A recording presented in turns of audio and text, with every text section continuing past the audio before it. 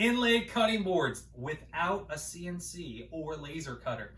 Not to say that those aren't amazing tools. They are. However, most hobbyists don't have one in their shop, right? And so really can pull off an amazing look with just a trim router, with just a router. And so this video is gonna walk you through some steps on how to get a great transfer, how to route it out, where you really do get a CNC look with just a handheld router. And then also walking you through some ideas with epoxy, some tips and tricks. So you could do it on a basic board like so. You could actually do it on a beautiful edge grain cutting board like this. We'll talk about some considerations with epoxy and all that good stuff throughout the video. But if you're looking for a comprehensive build video on cutting boards and some tips on that, check the link in the description. Lots more on that. This video is going to focus on routing it out and the epoxy inlay. So check it out. Hopefully it inspires you and makes you take the plunge to, sorry, that was pretty bad. Take the plunge for the router and route out some inlay, throw in some epoxy. Check it out. All right, so first up, the router. For this type of project, I really do recommend a compact router or a trim router, just a smaller unit, whether you have a battery-powered one or it's got the cord, either works. I do have this extra base on here. It just adds a little bit more control. So it's just a 1/4-inch sheet of acrylic, plexiglass, whatever. You just line up the holes, and then you can see just drill some holes for some handles. Just adds a little bit more control. But you can actually do a fair amount with just the router. Over on Instagram, Tito Wilson Designs. Dude is the human CNC, like crazy intricate, layer upon layer. So you can actually do a lot of crazy inlay with just a compact router. You don't need a plunge, right? You could certainly get, your full-size plunge router and do it, but just kind of easily tilt it in. And I just like to use this acrylic with these handles, a little bit more control. All right, for the bits. Spiral bit. Really, spiral bit's the way to go. Everyone has an opinion and like the advantages of upcut, downcut. So you can see here, this bit right here. So I actually do go with the upcut bit. This is just the Freud 1/4-inch upcut bit. It's what I have, and it actually works great for this type of application. But again, use whatever you want. But the spiral bit is a lot nicer than just using a straight bit. They do make crazy small ones too. So if you want to just do a really subtle little engraving, just maybe, a name, a date, they do make some super small ones, but definitely plenty of options. So get your bit, get a nice bit, practice it out. And so then, just go ahead, get your bit, get it locked in. And now it's time to apply the template. So options for applying the template, getting your design onto the piece. All right, so what I like to do is I just, hop on my word processing document and just whatever I want to do, I pick a font that's going to work with the bit size I do. So if you got the skill and you build the skill, you can get really creative. For me, I pick a font that really works with this 1/4-inch bit. So it's really going to follow it really easy. It's got a rounded edge. It's super easy, and it looks like you're an expert. So you just go ahead and pick whatever you want, print it, and then there's a couple ways to attach it. So normally, if I'm using a template on wood, I would just take some blue tape. Right, you lay down your blue tape, a couple pieces, or your frog tape, whatever, painter's tape, and then just a little spray adhesive. So spray adhesive, and then kind of position it just so, and then there you have it. Awesome, it's there. Problem with the router. So if I'm taking this router with this bit and I'm ripping it into the paper, even if it's a really good bit, there is the chance that it's going to rip up your template. So if you're going to do this approach, test it out first on some scrap wood to see if it works for you. So that is an approach. There's a lot of other ways to attach designs and templates onto pieces. So definitely check the interwebs. You can check YouTube for ways to transfer it. This is an approach. This next approach is a way that we do it like with ceramics when you go and like paint ceramics or whatnot. But here's one other way to do it.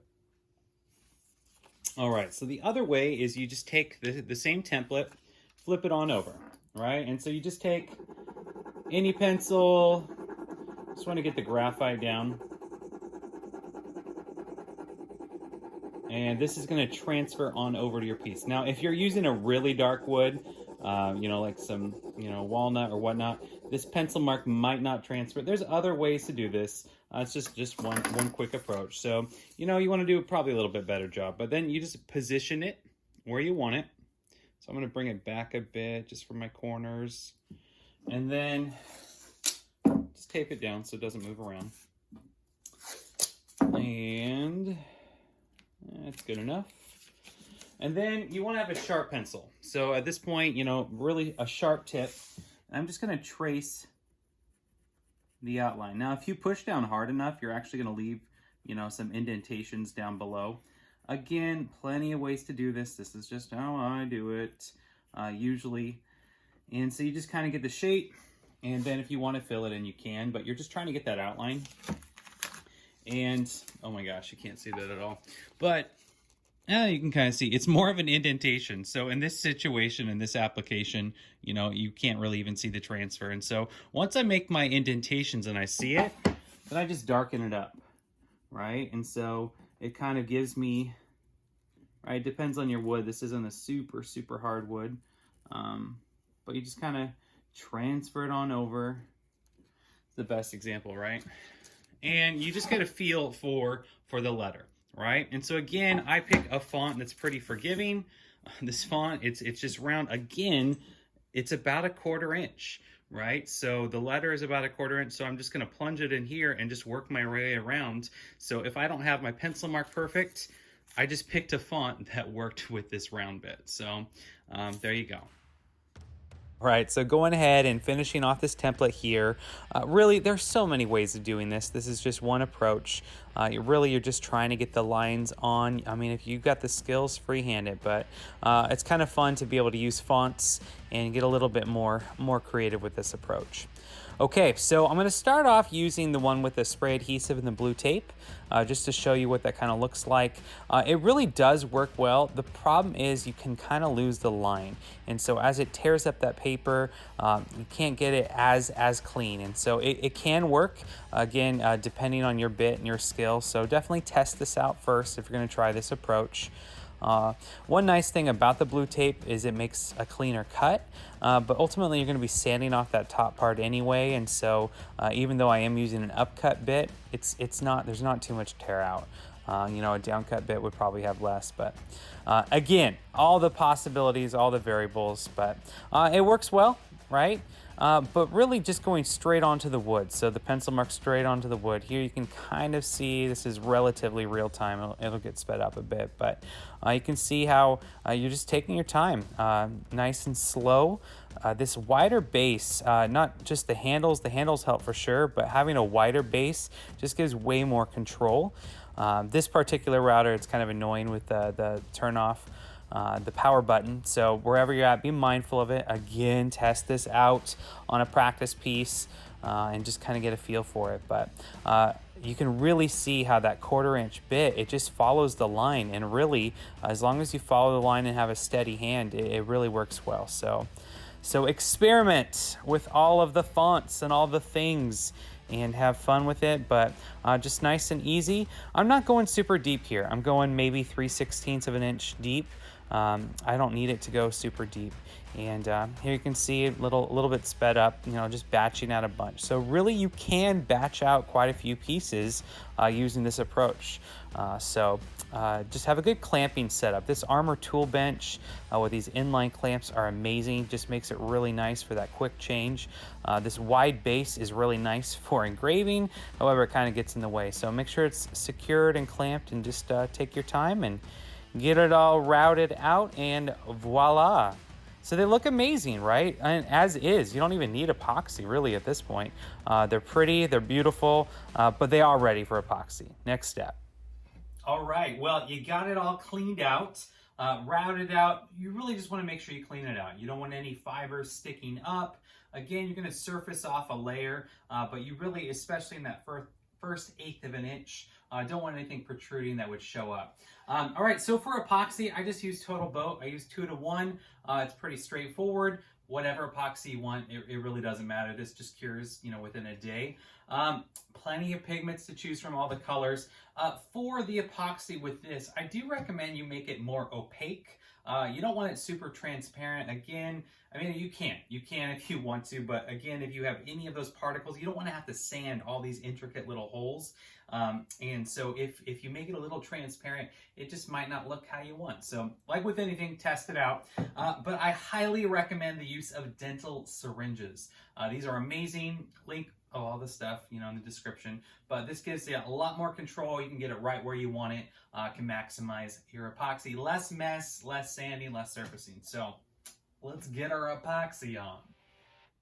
All right, epoxy time. So just go ahead and mix it up. Make sure you mix it for the full amount of time that the directions say. Make sure you got a good mix, and then add your pigments, your colors. Again, like I said earlier, try and make it a little bit more opaque. But again, go with whatever you're looking for. Here's where those dental syringes are worth their weight in gold. Really, it just gets right where you need it to go. There's not a mess, which is really helpful because that's going to save you from extra sanding later. Going to ensure your board is nice and level because you're not having all these divots everywhere from all the sanding. Here I am switching to another color, just another dental syringe, and you know, just take your time filling it up. Sometimes epoxy, you know, it does get absorbed into the wood a bit, so you might have to come back later and add a little bit more. So really important step, if you haven't worked with epoxy before, there's just all these air bubbles that will come up if you don't pop the bubbles. So just use a torch, or you can use a heat gun, and just a little bit of heat, just kind of over it, and just instantly you'll see those bubbles dissipate. It's just an important step. So torch, heat gun, and then no bubbles. All right, so once your epoxy is cured, totally depends on the brand you're using, your humidity, your temperatures. Usually they say 24 hours. This was like 12 hours ago, and it's good to go. It's super thin, but once you're there, you want to surface it. So options. If you have a drum sander, which most people don't, that's definitely the best way to go, right? Just send it through, get it nice and flat, nice uniform leveling. I don't recommend using the planer. Just the planer can be a little too aggressive, and it might take out a chunk of the epoxy, and you have like little, you know, little voids and such. You could like super light passes. I mean, if you have a helical head or a spiral cutter head, you know, that's an option. But probably just gonna sand, and so it can take a while, especially you know, if you had some overspill here and you don't want it to be too low here, you still want it to be flat. So I really do love this Bosch unit. There's a turbo mode. It's like the Festool and the Mirka for a fraction of the cost, but some really aggressive sanding. You could also use a card scraper. I mean, I guess you could use a hand plane. Just want to be really careful that you don't, you know, gouge out that new epoxy. So time to flatten, time to surface. The drum sander. Again, most people don't have one of these. It is worth saving for. It's just one of the best additions that I added to my shop. If you're curious more about the machine, its limitations, applications, you know, check that link in the description or that card, planer versus drum sander, for more information. But it just does a great job surfacing, flattening, but you could certainly do this step just with a hand sander. It would just take you a little bit longer. But once you have a clean surface, then you do all the normal things you would do for a cutting board. So gonna add an edge profile. I'm just adding a round over here. You could add a chamfer or that triangle finger grip. If you're curious about these extra steps and just, you know, more cutting board 101 steps, got a whole video all about that. So plenty more information, again, links down below, but you know, got to add some satisfying grain reveal. So here I'm just applying some Odie's oil. Had a little bit left over, just enough for this batch, and just adding it in. You're going to see that color come to life, the natural color of the wood grain, but then you're going to see the epoxy come on back, and it just pops so well, so nice. But buffing in the Odie's oil, you know, get that wax on in, pull out the orbital buffer, make sure it is nice, and it is oh so nice. But again, all those other cutting board steps, check out those other videos. But here you go. Engraved cutting boards, little epoxy inlay. It pops, it looks nice, and kind of get CNC results. Almost looks like it, just with a trim router. But fun project. All right, there you have it. You got a beautiful inlaid board, inlaid with epoxy. And so before we wrap this up and bring it on home, please consider subscribing. Got plenty of other videos like this, that whole tutorial style, whether it's a cutting board 101 video like this board, doing a triangle finger grip, making a jig, all kinds of stuff. Check it out, see more videos like this. But a couple other considerations before we wrap it up. With epoxy and food, lots of opinions out there. Is it food safe? What food safe? Well, really, it's kind of that gray area. It's kind of dicey, and especially on a cutting board where you're going to have a knife scoring that epoxy, you want to think that through. So I wouldn't recommend, doing a giant epoxy inlay in the middle of a cutting surface.